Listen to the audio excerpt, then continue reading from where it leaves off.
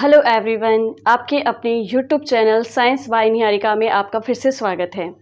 और आज मैं आपके लिए लेके आई हूँ जो चैप्टर हमने पढ़ लिया है मेरे यूट्यूब चैनल पे, जो मैंने आपको तंत्रिका तंत्र यानी नर्वस सिस्टम जो कंप्लीट करवा दिया था, उसी से रिलेटेड 25 मोस्ट ऑफ क्वेश्चंस जो कि संभावना है कि आपको किसी न किसी एग्ज़ाम पेपर में देखने को मिले। और ये वो क्वेश्चंस हैं जो आपको जीत हासिल दिला सकते हैं। मतलब ऐसे क्वेश्चंस हैं जो कि जिनकी संभावना इतनी ज़्यादा है कि ये आपको पेपर में दिखेंगे ही दिखेंगे। और ये क्वेश्चंस आपके गलत ना हो, इसके लिए मैं आपके सामने लेके आई हूँ। आप इनको अच्छे से रेडी कर लीजिए ताकि इस टाइप के क्वेश्चंस यदि आपके एग्जाम पेपर में आपको देखने को मिलते हैं, किसी भी कम्पिटिटिव एग्जाम में आपको देखने को मिलते हैं, तो आपके क्वेश्चंस गलत ना हो। तो चलिए स्टार्ट करते हैं। और इसमें हम सबसे पहले देखते हैं हमारा क्वेश्चन नंबर 1। क्वेश्चन नंबर 1 जो है वो है, मस्तिष्क के किस भाग में भूख लगने और भोजन से तृप्ति की अनुभूति करने का केंद्र स्थित है। मस्तिष्क के किस भाग में भूख लगने और भोजन से तृप्ति की अनुभूति करने का केंद्र स्थित होता है। यानी हमारे मस्तिष्क में ऐसा कौन सा पार्ट है जो हमें यह अनुभूति कराता है कि हमें भूख लग रही है और उस भूख को दूर करने के लिए हमें कुछ ना कुछ खाना है। तो ऐसे केंद्र किसके पास होते हैं? भूख के, प्यास के, नींद के, है ना। ऐसे केंद्र किसके पास उपस्थित है? तो देखते हैं। हमारे ऑप्शन नंबर ए है प्रमस्तिष्क गोलार्ध, ऑप्शन नंबर बी है अनुमस्तिष्क यानी सेरिबेलम, ऑप्शन सी है हाइपोथैलेमस और ऑप्शन डी है मेडुला ऑब्लागेंटा। तो इस क्वेश्चन का राइट आंसर है हाइपोथैलेमस। हाइपोथैलेमस ही हमारे मस्तिष्क में वो केंद्र है जिसके द्वारा हमें भूख, प्यास, नींद, काम ऐसी जैसी भावनाओं की तृप्ति होती है। ठीक है, तो यहाँ पर जो हमारा राइट आंसर होगा वो राइट आंसर होगा हाइपोथैलेमस। तो चलिए राइट आंसर हमारा सी, हाइपोथैलेमस। नेक्स्ट बात करते हैं, बढ़ते हैं नेक्स्ट क्वेश्चन की ओर। तो हमारा नेक्स्ट क्वेश्चन है, एक सेकेंड, चलिए नेक्स्ट क्वेश्चन की बात करें तो नेक्स्ट क्वेश्चन है क्वेश्चन नंबर 2। मनुष्य के मस्तिष्क का सबसे बड़ा भाग है। अगर हम बात करें मस्तिष्क में, तो मस्तिष्क में हमने बहुत सारे भाग देखे थे। जैसे कि सबसे पहले हमने अग्र मस्तिष्क को देखा, फिर मध्य मस्तिष्क को देखा और पश्चिम मस्तिष्क को देखा। अग्र मस्तिष्क में भी अलग अलग भाग देखे थे हमने, जैसे सेरिब्रम हुआ, डायेनसिफेलोन हुआ। और मध्य मस्तिष्क में हमने जैसे कार्पोरा क्वार्टिजिनेमा को देखा। पश्चिम भाग में भी हमने जैसे मेडुला ऑब्लागेंटा, पोंस वेरेलाई और सेरिबेलम, इन सबको देखा। तो ये पूछ रहा है कि मनुष्य के मस्तिष्क का सबसे बड़ा भाग कौन सा है। तो मनुष्य के मस्तिष्क का सबसे बड़ा भाग होता है उसके अग्र मस्तिष्क में जो प्रेजेंट होता है, जिसको कहते हैं प्रेम मस्तिष्क या जिसे कहते हैं सेरिब्रम। तो देख लीजिए कि हमारे ऑप्शन में सेरिब्रम कहाँ लिखा है। तो पहला ऑप्शन है ए मस्तिष्कांग, जिसे हम हिंड ब्रेन बोलते हैं। दूसरा ऑप्शन है बी अनुमस्तिष्क, जिसे हम सेरिबेलम कहते हैं। ऑप्शन सी है प्रेम मस्तिष्क, जिसे हम सेरेब्रम कहते हैं। तो हमारा राइट आंसर है ऑप्शन सी। ठीक है, तो राइट आंसर ऑप्शन सी यानी प्रेम मस्तिष्क। चलिए, तो हमारा राइट आंसर हमें मिल गया प्रेम मस्तिष्क। बढ़ते हैं हमारे नेक्स्ट क्वेश्चन की ओर। नेक्स्ट क्वेश्चन है क्वेश्चन नंबर 3। मानव शरीर की किन कोशिकाओं में सबसे कम पुनर्योजन शक्ति होती है। कि मानव शरीर के अंदर किस अंग के अंदर ऐसी कोशिकाएं पाई जाती हैं जिनमें पुनर्योजन यानी पुनरुत्पादन की क्षमता कम होती है। अब अगर उनमें विभाजन नहीं होगा तो वो नई कोशिकाएं नहीं बनाएगी, और नई कोशिकाएं नहीं बनेगी तो उनमें पुनरुत्पादन की क्षमता नहीं पाई जाती है। तो ऑप्शन ए है मस्तिष्क कोशिकाएं, ऑप्शन बी है पेशी कोशिकाएं, ऑप्शन सी है अस्थि कोशिकाएं, ऑप्शन डी है यकृत कोशिकाएं। तो हमारा राइट आंसर है मस्तिष्क कोशिकाएं। मस्तिष्क की कोशिकाओं में किसी भी प्रकार की पुनरुत्पादन की क्षमता नहीं पाई जाती है, क्योंकि मस्तिष्क की जो कोशिका है उनमें किसी भी प्रकार का विभाजन नहीं होता है और वो नई कोशिकाओं की उत्पत्ति नहीं करता है। तो जब नई कोशिकाएं नहीं बनेगी तो पुनरुत्पादन नहीं होगा। चलिए, तो ऑप्शन ए हमारा मस्तिष्क कोशिकाएं राइट आंसर हो गया। बढ़ते हैं नेक्स्ट क्वेश्चन की ओर। क्वेश्चन नंबर 4, प्रतिवर्ती क्रियाएं। प्रतिवर्ती क्रियाएं जिन्हें हम कहते हैं रिफ्लेक्स एक्शन। प्रतिवर्ती क्रियाओं का नियंत्रण केंद्र कहाँ पर होता है। ऑप्शन ए प्रेम मस्तिष्क में, प्रेम मस्तिष्क मतलब सेरेब्रम में। ऑप्शन बी अनुमस्तिष्क यानी सेरिबेलम में। ऑप्शन सी मेरुरज्जु स्पाइनल कोड। ऑप्शन डी तंत्रिका कोशिका यानी न्यूरॉन्स। तो जो हमारी प्रतिवर्ती क्रियाएं होती हैं, प्रतिवर्ती क्रियाएं उन क्रियाओं को कहते हैं जिनको एक बार सीखने के बाद हम अभ्यास के दौरान बार बार उसको सीख सकते हैं। और अभ्यास के दौरान जब हम उसको सीख लेते हैं तो वो हमारे मस्तिष्क में कहीं ना कहीं किसी भाग में एकत्रित हो जाती हैं। जैसे साइकिल चलाना हुआ, है ना, कि हम जन्म से सीख के नहीं आते हैं ना, ये हम बाद में अभ्यास के द्वारा सीखते हैं। तो यहाँ पर इसका राइट आंसर होगा मेरुरज्जु स्पाइनल कोड। तो चलिए, इसका राइट आंसर हो गया है हमारा मेरुरज्जु स्पाइनल कोड। बढ़ते हैं हमारे नेक्स्ट क्वेश्चन की ओर। Question number 5। श्वसन का नियंत्रण मस्तिष्क के किस भाग से किया जाता है? अब देखो श्वसन का नियंत्रण केंद्र जो होता है, एक तो श्वसन केंद्र हमारे मस्तिष्क में कहाँ प्रेजेंट है वो हमें देखना है, और एक श्वसन का नियंत्रण मस्तिष्क का कौन सा भाग करता है। अगर मैं बात करूँ श्वसन केंद्र की, तो श्वसन केंद्र तो पश्चिम मस्तिष्क में पोन्स वोरेलाई है ना, पोन्स वेरेलाई जो हमने पढ़ा है वहाँ पर हमारा श्वसन केंद्र होता है। लेकिन श्वसन केंद्र पर नियंत्रण जो है वो मस्तिष्क का अपने मेडुला ऑब्लागेंटा करता है। तो देखते हैं ऑप्शन में कहाँ लिखा है मेडुला ऑब्लागेंटा। तो ऑप्शन ए है घ्राण पाली, ऑप्शन बी है मेडुला ऑब्लागेंटा, तो यही हमारा राइट आंसर है ऑप्शन बी मेडुला ऑब्लागेंटा। चलिए बढ़ते हैं हमारे नेक्स्ट क्वेश्चन की ओर। नेक्स्ट क्वेश्चन नंबर 6, मानव शरीर में सबसे लंबी कोशिका कौन सी है जिसमें कभी विभाजन नहीं पाया जाता है? सबसे पहले तो कि सबसे लंबी कोशिका, तो सबसे लंबी कोशिका सबको पता है कि सबसे लंबी कोशिका होती है तंत्रिका कोशिका। और जो तंत्रिका कोशिका होती है वो एक प्रकार की ऐसी कोशिका है जिसमें एक बार बनने के बाद दोबारा विभाजन नहीं पाया जाता, यानी जीवन काल में जब वो बन जाती है तो उसके बाद में उसमें किसी भी प्रकार का सेल डिवीजन नहीं होता है, कोशिका विभाजन नहीं होता है। तो देखते हैं ऑप्शन में कहाँ है। ऑप्शन ए पेशी कोशिका, ऑप्शन बी रक्त कोशिका, ऑप्शन सी अस्थि कोशिका, ऑप्शन डी तंत्रिका कोशिका। तो option D is right answer, क्योंकि तंत्रिका कोशिका है जिसे हम न्यूरॉन कहते हैं, इसमें किसी भी प्रकार का विभाजन नहीं पाया जाता है। नेक्स्ट बात करते हैं क्वेश्चन नंबर 7, बुद्धिमत्ता का केंद्र स्थित है। तो बुद्धिमत्ता का केंद्र कहाँ स्थित होता है ना, हमारी बुद्धिमत्ता, स्मरण शक्ति, सोचने समझने की शक्ति, इन सभी के केंद्र मानव मस्तिष्क के प्रेम मस्तिष्क में होता है। और मानव मस्तिष्क के प्रेम मस्तिष्क में ये कहाँ पर, मतलब मानव मस्तिष्क में ये अग्र मस्तिष्क में जो हमारा प्रेम मस्तिष्क होता है वहाँ पर ये केंद्र होते हैं। तो ऑप्शन ए प्रेम मस्तिष्क सेरेब्रम, तो राइट आंसर तो हमारा यही मिल गया, लेकिन फिर भी हम अगले ऑप्शन पढ़ते हैं। ऑप्शन बी अनुमस्तिष्क, option C medulla, option D thalamus में। तो हमारा राइट आंसर होगा ऑप्शन ए प्रेम मस्तिष्क सेरेब्रम। चलिए तो ऑप्शन, एक सेकेंड रुकिएगा, तो हमारा राइट आंसर होगा प्रेम मस्तिष्क सेरेब्रम। चलिए बढ़ते हैं हमारे नेक्स्ट क्वेश्चन की ओर। नेक्स्ट क्वेश्चन है क्वेश्चन नंबर 8, मानव तंत्रिका के भाग कौन से होते हैं? मतलब जो मानव शरीर का जो मानव तंत्रिका के नहीं है, यहाँ पे है मानव तंत्रिका तंत्र के, है ना, कि नर्वस सिस्टम कितने भागों से मिलकर बिना है। तो आप पहले तो यहाँ पे एक चीज़ करेक्शन कर लीजिएगा कि जो ये लिखा है, तो यहाँ पर आपसे पूछ रहा है मानव के तंत्रिका तंत्र के कितने भाग होते हैं ना, मानव तंत्रिका तंत्र के भाग आपसे पूछ रहा है। चलिए तो बात करते हैं मानव तंत्रिका तंत्र जो है वो 3 भागों से मिलकर बना होता है। एक होता है केंद्रीय तंत्रिका तंत्र सेंट्रल नर्वस सिस्टम, एक होता है परिधीय तंत्रिका तंत्र पेरिफेरल नर्वस सिस्टम, एक होता है स्वायत्त तंत्रिका तंत्र ऑटोनोमस नर्वस सिस्टम। तो यहाँ पर ए केंद्रीय तंत्रिका तंत्र, बी परिधीय तंत्रिका तंत्र, सी स्वायत्त तंत्रिका तंत्र और डी उपरोक्त सभी। तो जो हमारा राइट आंसर होगा वो होगा उपरोक्त सभी, यानी कि जो मानव का तंत्रिका तंत्र है वो इन सभी भागों से मिलकर बना होता है। नेक्स्ट बात करते हैं क्वेश्चन नंबर 9। तो क्वेश्चन नंबर 9 कहता है कि मानव मस्तिष्क के लिए निम्न में से कौन सा कथन सही नहीं है? कि मानव मस्तिष्क के लिए यहाँ पर 4 स्टेटमेंट दिए हुए, इन 4 स्टेटमेंट में से हमें देखना है कि कौन सा सही नहीं है। तो पहला ऑप्शन है कि मध्य मस्तिष्क में 2 दृक् पालिकाएँ उपस्थित होती है।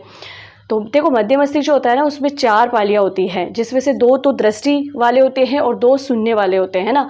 तो यहाँ पे यही गलत हो गया है। फिर सेकंड देखते हैं, कार्पस कैलोसम 2 प्रेमस्तिष्क गोलार्धों को जोड़ता है। तो बिल्कुल सही है कि कार्पस कैलोसम जो है वो जो 2 प्रेमस्तिष्क होते हैं, 2 प्रेमस्तिष्क यानी हमारे प्रेमस्तिष्क जो होता है वो 2 गोलार्धों में बटा होता है। उन दोनों गोलार्धों को जोड़ने वाला जो रेखा होती है वो होती है कार्पस कैलोसम।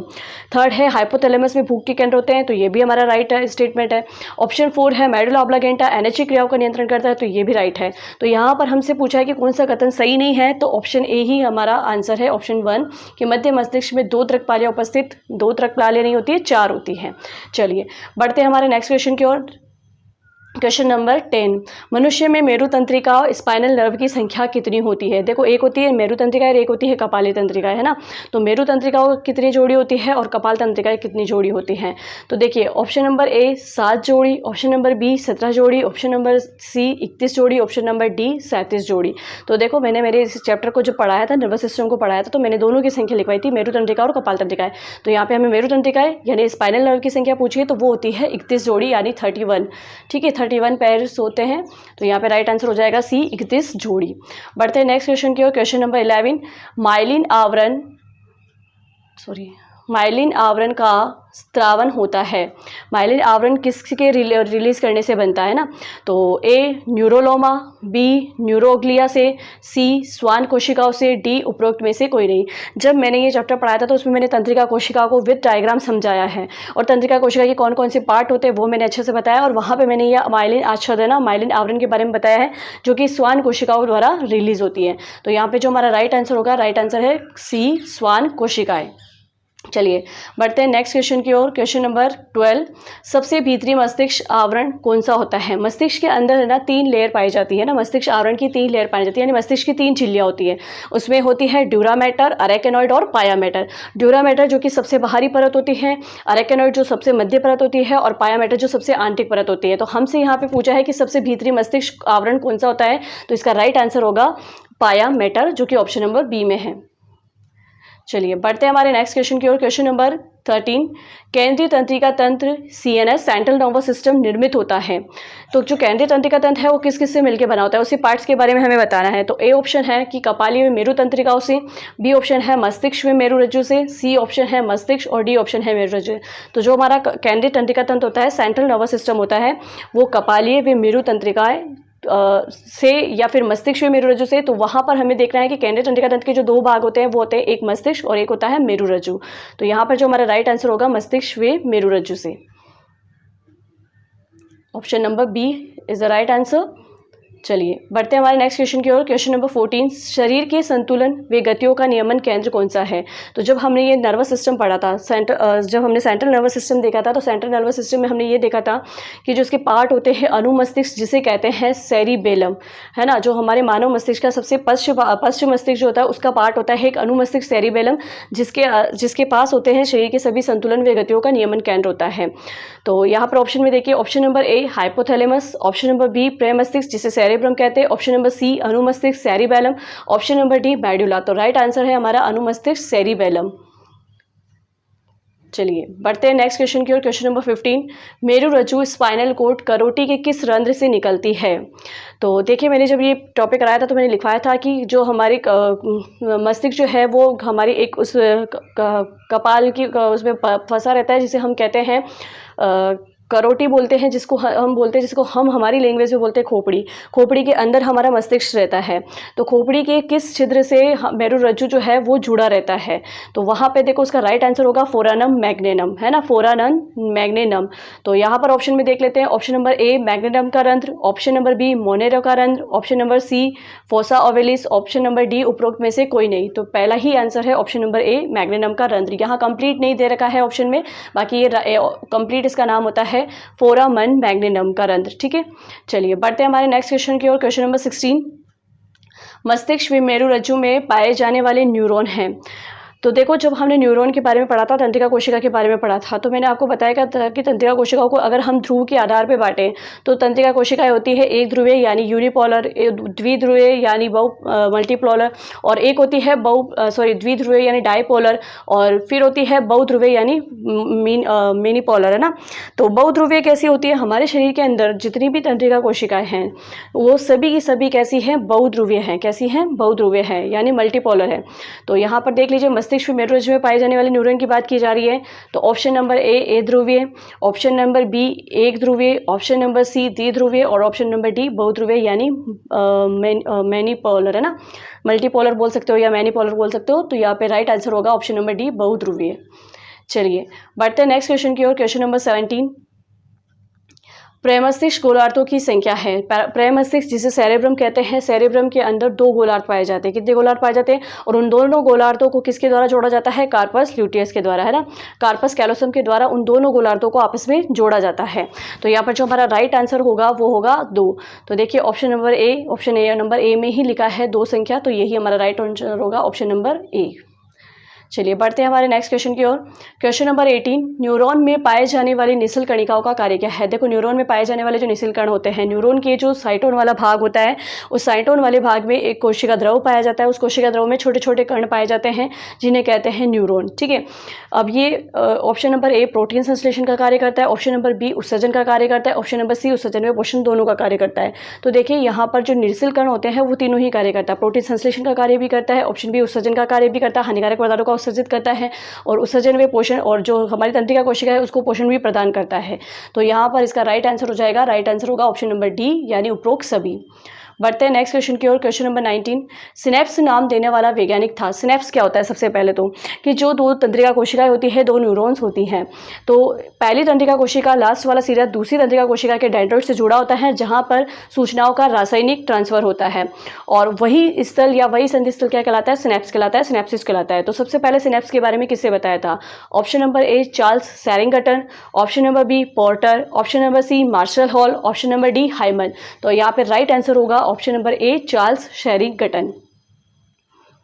चलिए बढ़ते नेक्स्ट क्वेश्चन की ओर। क्वेश्चन नंबर 20, जब कोई व्यक्ति शराब पीता है तो मस्तिष्क का कौन सा भाग नियंत्रण खो देता है?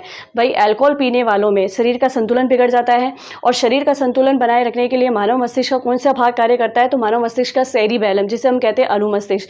ठीक है, अनुमस्तिष्क सेरिबेलम होता है जो मानव मस्तिष्क की शरीर की गतिविधियों को संतुलन रखता है। तो जो अल्कोहल पीने वाले होते हैं उनका शारीरिक संतुलन बिगड़ जाता है, तो उसका कारण होता है अनुमस्तिष्क, है ना। तो यहाँ पे देखिए option number A pons, option number B hypothalamus, option number C अनुमस्तिष्क जिसे ही कहते हैं सेरिबेलम, ऑप्शन नंबर डी उपरोक्त सभी। तो राइट आंसर होगा ऑप्शन नंबर सी अनुमस्तिष्क। चलिए बढ़ते हैं नेक्स्ट क्वेश्चन की ओर। क्वेश्चन नंबर 21, निम्न में से परानुकंपी तंत्रिका तंत्र का कार्य क्या है? तो देखो दो तंत्र होते हैं, एक होता है स्वायत्त अनुतंत्रिका तंत्र और एक होता है परानुकंपी तंत्रिका तंत्र। दोनों क्या करते हैं? एक दूसरे के विपरीत कार्य करते हैं। अगर मैं बात करूँ अनुकंपी तंत्रिका तंत्र जो है वो हमारे शरीर के अंदर सभी पॉजिटिव कार्य को करता है, और जो परानुकंपी तंत्रिका तंत्र होता है वो सारे नेगेटिव कार्य करता है ना। जैसे कि अगर बात करें ए रुधिर में आरबीसी की संख्या को कम करना, तो देखो आरबीसी की संख्या कम हो रही, इट मीन्स की नेगेटिव कार्य है हमारे शरीर का। तो जो नेगेटिव कार्य होते हैं वो परानुकंपी तंत्रिका तंत्र के द्वारा किए जाते हैं। बी भय और पीड़ा क्रोध को बढ़ाता है, तो ये भी नेगेटिव कार्य है। आग की पुतलियों को फैलाता है, तो आग की पुतलियों को फैलाना ये हमारा पॉजिटिव कार्य है। और डी उपरोक्त सभी। तो यहाँ पर हमसे पूछा है कि परानुकंपी तंत्रिका तंत्र का कार्य क्या है? तो रुधिर में आरबीसी की संख्या को कम करता है। तो रुधिर में आरबीसी की संख्या को कम करने का कार्य कौन करता है? परानुकंपी तंत्रिका तंत्र। तो राइट आंसर होगा ऑप्शन नंबर ए। चलिए बढ़ते हैं नेक्स्ट क्वेश्चन की ओर। क्वेश्चन नंबर 22, अनुकंपी तंत्रिका तंत्र का कार्य निम्न में से कौन सा है? ए आरबीसी की संख्या को कम करना, ऑप्शन नंबर बी आग की पुतलियों को सिकोड़ना, ऑप्शन नंबर सी पाचक रस का स्राव कम करना। तो पाचक रस का स्राव कम करना ये कार्य किसका हो सकता है? अनुकंपी तंत्रिका तंत्र का। तो ऑप्शन नंबर सी यहाँ पे हमारा राइट आंसर हो जाएगा, पाचक रस का स्राव कम करना। चलिए बढ़ते हैं हमारे नेक्स्ट क्वेश्चन की ओर। क्वेश्चन नंबर 23, मस्तिष्क संबंधित रोग निम्न में से कौन से हैं? तो जब हमने ये चैप्टर पढ़ा था, तंत्रिका तंत्र वाला चैप्टर जब मैंने यूट्यूब पे कराया था, तो मैंने मस्तिष्क से संबंधित रोगों के बारे में भी बताए थे, जैसे कि अल्जाइमर होता है, पार्किंसन होता है, मिर्गी होता है, पैरालिसिस होता है। ये सारे रोग जो है वो मस्तिष्क से रिलेटेड होते हैं। तो यहाँ देखिए option number A Alzheimer, option number B Parkinson, option number C मिर्गी और ऑप्शन नंबर डी उपरोक्त सभी। तो यहाँ पे राइट आंसर होगा ऑप्शन नंबर डी उपरोक्त सभी। ये सभी के सभी रोग जो है वो मानव मस्तिष्क से संबंधित हैं। चलिए बढ़ते हैं हमारे नेक्स्ट क्वेश्चन की ओर। क्वेश्चन नंबर 24, मस्तिष्क के किस भाग में श्वसन केंद्र उपस्थित होता है? तो देखिए कि मैंने बताया था कि जो मस्तिष्क में हमारे जो पश्च मस्तिष्क होता है, हिंड ब्रेन जिसे बोलते हैं, उसके अंदर जो उसका पार्ट होता है पोन्स वेरोलाई, वहाँ पर श्वसन केंद्र होता है। और जबकि श्वसन केंद्र का नियंत्रण किसके पास होता है? मेडुला ऑब्लागेंटा के पास में होता है। तो option number A pons varolii. तो राइट आंसर हमारा ऑप्शन नंबर ए है, pons varolii. Option number B hypothalamus, option number C cerebrum, option number D corpora quadrigemina. तो राइट आंसर होगा इसका पोन्स वेरोलाई, ऑप्शन नंबर ए। बढ़ते हैं नेक्स्ट क्वेश्चन की ओर। Question number 25, दृष्टिपिंड मस्तिष्क में कहाँ स्थित होते हैं? तो कार्पोरा क्वाड्रिजिनेमा, बी पश्चिम मस्तिष्क, सी अग्र मस्तिष्क और डी सेरेब्रम। तो मानव मस्तिष्क के जो तीन भाग होते हैं, मानव मस्तिष्क में हम देखें तो अग्र मस्तिष्क, मध्य मस्तिष्क और पश्चिम मस्तिष्क। तो मध्य मस्तिष्क के अंदर 4 पिंड पाए जाते हैं, 4 लोब्स पाए जाते हैं, जिसमें से 2 होते हैं दृष्टि वाले जो देखने का कार्य करते हैं, और 2 होते हैं सुनने वाले। और उन चारों को ही सम्मिलित रूप से क्या कहा जाता है? Corpora quadrigemina. तो हमसे क्वेश्चन पूछा है कि दृष्टिपिंड मस्तिष्क में कहाँ उपस्थित होते हैं, तो हमारा राइट आंसर आएगा ऑप्शन नंबर ए कार्पोरा क्वाड्रिजिनेमा। तो चलिए आज हमने पाचन तंत्र से आज हमने तंत्रिका तंत्र से रिलेटेड ये मोस्ट 25 क्वेश्चंस कर लिए हैं और आई होप कि ये क्वेश्चंस जो है, अगर आपने मेरे तंत्रिका तंत्र वाली सीरीज़, तंत्रिका तंत्र वाली यूट्यूब से वीडियो देखी है तो आपने 25 क्वेश्चंस को कंप्लीट ही किया होगा। इस वजह से एक भी क्वेश्चन ऐसा नहीं होगा जो आपको नहीं आया होगा, क्योंकि मैंने बहुत अच्छे से तंत्रिका तंत्र को अपने यूट्यूब चैनल पर समझाया है। और जिसने अभी तक नहीं देखा है तो वो प्लीज़ मेरे यूट्यूब चैनल पर जाके इस तंत्रिका तंत्र वाले टॉपिक्स को अच्छे से देख ले और फिर इन 25 क्वेश्चन की फिर से आप प्रैक्टिस कर सकते हैं, क्योंकि मैंने इसके आंसर कहीं नहीं लिखे हैं, तो आप फिर से इनकी प्रैक्टिस कर सकते हैं एज ए टेस्ट सीरीज़ के थ्रू। तो ये मोस्ट 25 क्वेश्चंस आपके लिए बहुत हेल्पफुल रहे होंगे और आगे भी इस तरीके से मैं अपने यूट्यूब चैनल पे साइंस के टॉपिक्स रेडी करवाती रहूँगी और इसी तरीके की क्वेश्चनरी लेके आती रहूँगी। और प्लीज़ आप मेरे चैनल को सब्सक्राइब करें, लाइक करें और मेरी वीडियो को ज़्यादा से ज़्यादा लोगों के साथ शेयर ज़रूर कीजिएगा। Thank you.